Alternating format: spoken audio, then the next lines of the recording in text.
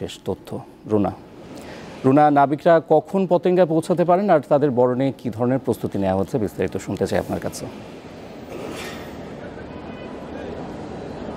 ইফতেখার, আমরা কিছুক্ষণ আগে কথা বলেছি নাবিকদের বহনকারী যে জাহাজমণি লাইটারে, সেটি বহির্নোঙরে এরই মধ্যে প্রবেশ করেছে। হয়তোবা আর 20 থেকে 25 মিনিট পর চট্টগ্রাম বন্দরের কাছাকাছি চলে আসবে। আমরা আছি চট্টগ্রাম নিউ মেরিন কন্টেনার টার্মিনালে। এখানে মূলত 23 নাবিককে বরণ করা হবে। এখানে তাদেরকে সম্বর্ধনা দেওয়ার জন্য কেএসআরএম মালিক কর্তৃপক্ষের পাশাপাশি চট্টগ্রাম বন্দর কর্তৃপক্ষ তারা আগ্রহ প্রকাশ করেছেন এবং বন্দর কর্তৃপক্ষ মূলত আজকের এই আয়োজনটি করেছে। এখানে 23 নাবিককে তারা সম্বর্ধনা দিবে এবং 23 নাবিকের বেশ কয়েকজনের পরিবারের সদস্যরা এরই মধ্যে এখানে এসছেন এবং পরিবারের সদস্যরা অপেক্ষা করছে তাদের আপনজনকে এখান থেকে তারা ঘরে নিয়ে যাওয়ার জন্য। তো বন্দর কর্তৃপক্ষ এখানে নিশ্চয়ই আপনারা দেখতে পাচ্ছেন আমাদের ক্যামেরায়, বন্দর কর্তৃপক্ষ এখানে একটি ছোট করে একটা স্টেজ করেছে, যে স্টেজে তাদেরকে ফুল দিয়ে বরণ করবেন এবং ফুল দিয়ে বরণ করার পরে তাদের অনুভূতি জানবেন। অনুভূতি জানার পরে মূলত পরিবারের কাছে তারা যাবেন। তো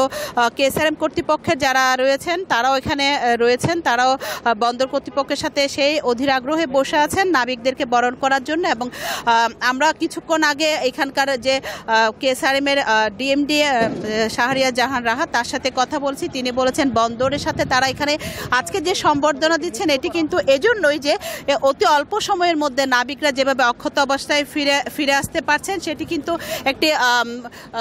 একটি খুবই সুসংবাদ। এবং সেই সুসংবাদটি শুধু আজকে চট্টগ্রামের জন্য না, পুরো দেশের জন্য এবং সারা বিশ্বের জাতির জন্য, যে বাংলাদেশের এই 23 জন নাবিক এত অল্প সময়ের মধ্যে অক্ষত অবস্থায় দেশে ফিরে এসেছেন এবং তাদের পরিবারের কাছে যাবেন, সেটি হচ্ছে সবার জন্য একটি সুখের বার্তা। এই বার্তাটা আজকে সম্বর্ধনার মধ্য দিয়ে সবার কাছে পৌঁছে দেওয়ার জন্যই মূলত আজকে বন্দর কর্তৃপক্ষ এবং কেএসআরএম কর্তৃপক্ষ আজকের এই আয়োজন করেছে। তো কিছুক্ষণের মধ্যে হয়তো তারা এখানে এসে পৌঁছাবেন এবং তাদেরকে বরণ করবেন পরিবার। ইফতেখার।